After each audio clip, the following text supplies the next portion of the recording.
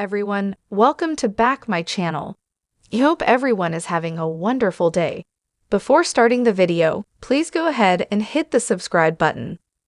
Jordan and Ian are back and ready to stir up what will surely be some longer-term trouble. Of course, they'll eventually be exposed. After all, Sharon may be headed to either prison or Fairview, and if so, she can't be left sitting in there for too long. Obviously, this won't be wrapped up with a neat little bow by the end of November sweeps. It's going to be an arc, with the terrible twosome undoubtedly getting a chance to execute their respective terror plots against Mariah/Claire/the Newman family before there's a resolution for Sharon. How will the truth come out? Keep reading for more on that. Side note, many were upset about Daniel having a go at Sharon this week.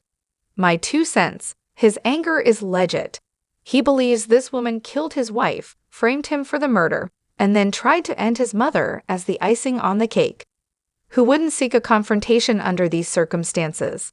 That said, it was disturbing that they played the scene with Nick holding him back, as though he might physically attack Sharon, which would never be Oak, nor would it be in character. A choice, so how will Ian and Jordan be exposed? I'd like to think that evidence might unexpectedly clear Sharon. Perhaps Jordan's fingerprints, rather than hers, would be found on the statue that was used to kill Heather. But given Chance's track record thus far, I'm not hopeful. Summer, by the way, was well within her rights to be pissed. He found 2 pieces of evidence and then stopped digging, essentially throwing his hands up. He should have had a colleague weigh in on the Sharon angle given that he dated her, or have pressed the DA to consider what Christine had already figured out. Sharon's involvement, if nothing else, was likely to cause enough reasonable doubt to lose them the case in court. Anyway, it's more likely to be Ian and Jordan getting caught at whatever they have planned next that will lead to their exposure in Heather's death and Phyllis' accident. Perhaps Sharon will begin to heal, get back on her proper meds, and her memory will return just in time to provide insight as the cops are investigating Mariah's disappearance, or Claire's. Maybe Michael will expose them when he investigates the troubles with Sharon's prescription meds. It's also possible that Ian and Jordan will turn on each other, and that will be their downfall. How do you see it playing out? Let me know in the comments.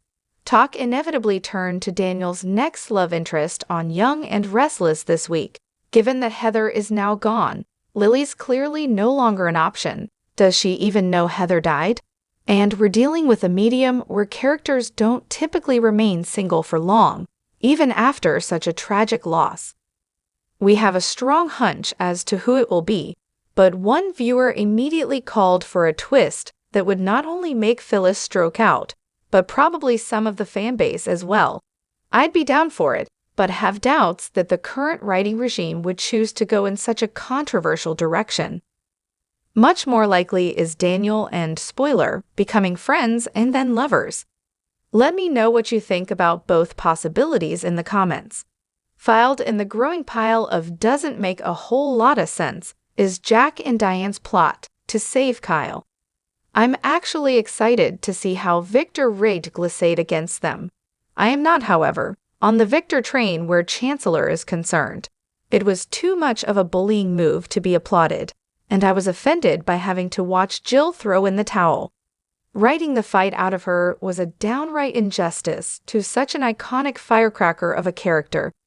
As for Billy, he's turned his attention to sleeping with Sally. They have chemistry, more so than he had with Chelsea. But the writers did ally dirty in this storyline, and it still irks.